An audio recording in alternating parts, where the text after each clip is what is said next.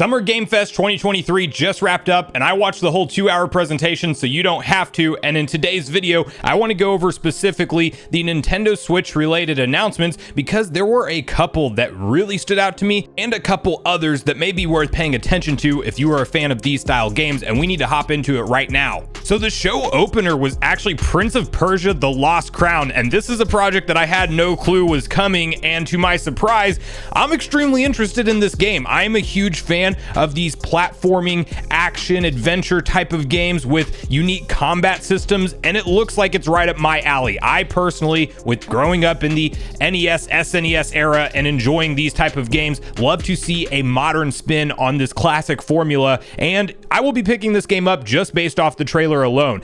If you look at the fast action combat, the quick dodge roll mechanics and things, with the mix of crazy boss enemies, small enemies throughout, in addition to just some very unique platforming. One point there's like blades swinging back and forth, kind of coming out to the 3D perspective, but you have to time to jump between them. I'm a huge fan of all this stuff. Unfortunately, we will have to wait until next year to play it, as it is slated for January 18th, 2024.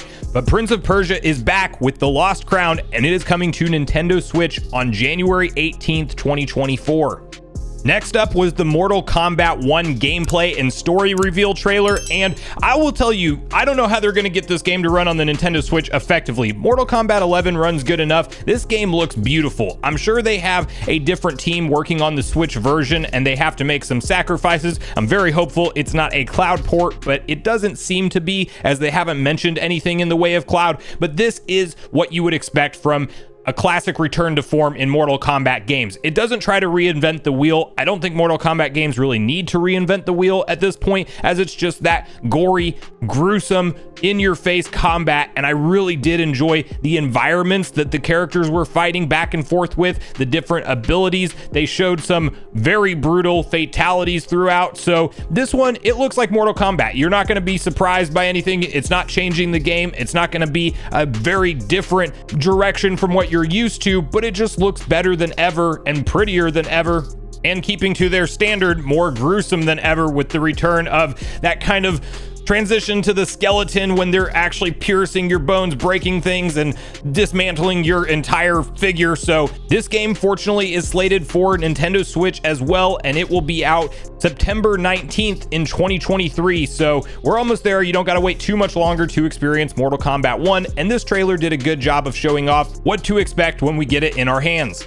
Now, the next game we're talking about, quite honestly, stole the show from me. If you followed the channel for a while, you probably know I'm a huge Sonic the Hedgehog fan, and this is the direction that I want to see Sonic go. In addition to having the classic remasters like Sonic Origins hit, we're getting the Plus version of that game coming up soon, although that's a big problem in and of itself because there's a download code to get the extra content. It's not all in the cartridge like I wanted it to be. Anyway, that's neither here nor there. Sonic Superstars is coming out in the fall of 2023.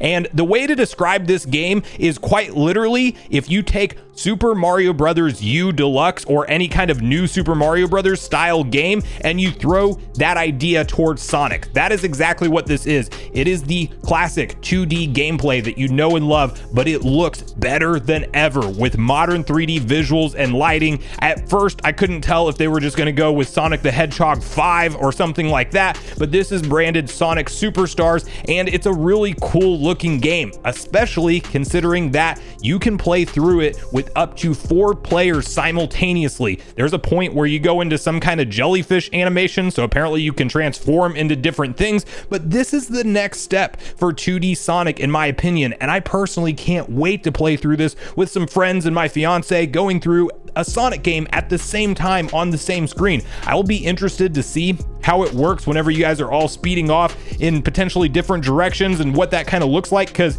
in the trailer everybody's working together, but clearly in real life that stuff can get kind of chaotic. But great boss battles, everything you know and love from 2D Sonic is back, and it's out this year. When I say I had zero expectations for this announcement, it was quite honestly a shock for me, and definitely the highlight of the entire Summer Game Fest show for me personally. That's where Sonic ranks for me on my list of games that I can't wait to play and nostalgia. We even have like the classical rotating bonus levels back. I mean, this is really, in my opinion, a great addition to this continued 3D direction that they're going with Sonic Frontiers, and now we have Sonic Superstars that seems to be laying the groundwork for what to expect in terms of 2D Sonic, and I'm very glad that we are getting development support for both alongside each other. I'm a fan of that direction for Mario too. I want to keep the classical experience that I know and love and have tons of nostalgia for, throw in the co-op mechanics so you can play through it with friends and enjoy it that way as well, and then develop it alongside of mainline 3D Sonic releases and Mario releases from here. I think this is a great format. I'm very glad that Sega stuck to this and revealed this,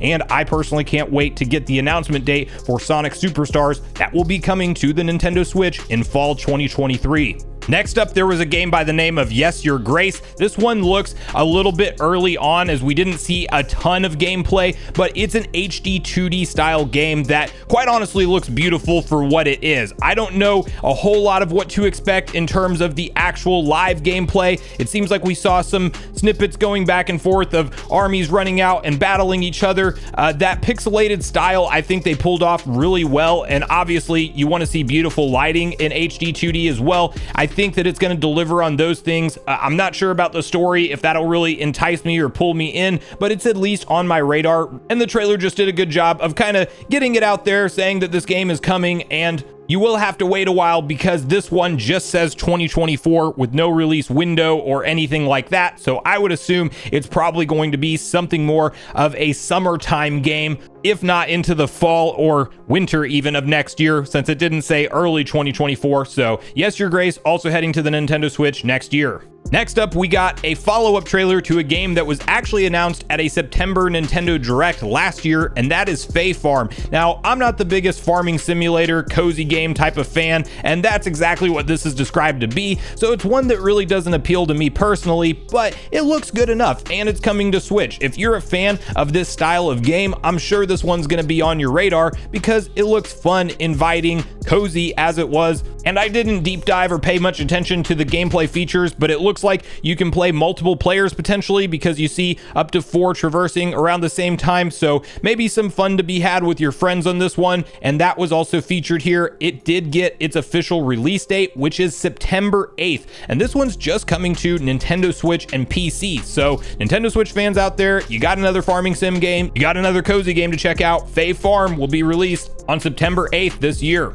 I'm not a Fortnite player myself, but Fortnite Wilds is really the last Nintendo Switch focused announcement that was at this event, and it looks like Fortnite, but more content. There's a gimmick where the island is crashed through, and of course you can kind of see everything on screen yourself for the gameplay trailer. Don't have a whole lot to say on this one just because I'm not a Fortnite player myself, but you can't argue that the game doesn't deliver a ton of content and a way to entice players to remain playing. So it's a big one for Nintendo Switch and probably a big deal for Nintendo Switch fans out there, and it was definitely propped up as one of the larger attractions to Summer Game Fest in terms of getting eyeballs tuned in and on the screen. So Fortnite Wilds, which is chapter 4 of season 3, launches on June 9th. So you don't gotta wait long. We're literally, well, that's tomorrow actually, now that I'm looking at the calendar. So yeah, literally tomorrow you can hop into this if you're a Fortnite fan and experience this new chapter and battle pass and everything it has to offer.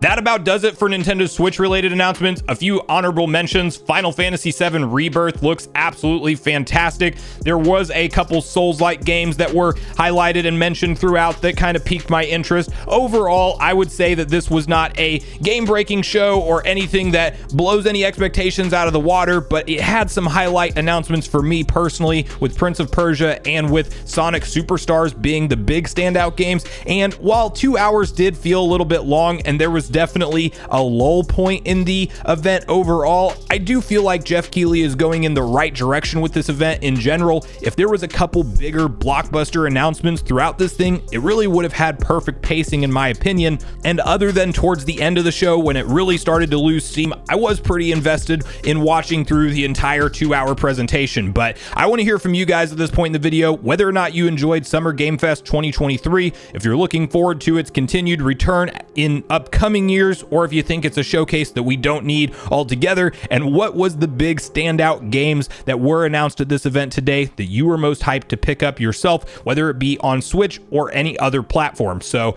regardless of your thoughts and feelings on everything we talked about today, I do look forward to hearing from you all in the comments down below before you leave the video, as I do look forward to getting a back and forth conversation started with you all around these topics. You get 2 videos today instead of 1, so go watch the eShop sale one if you haven't already. Also make sure you like, subscribe, turn on your notification bell, and I will see you guys in the next video.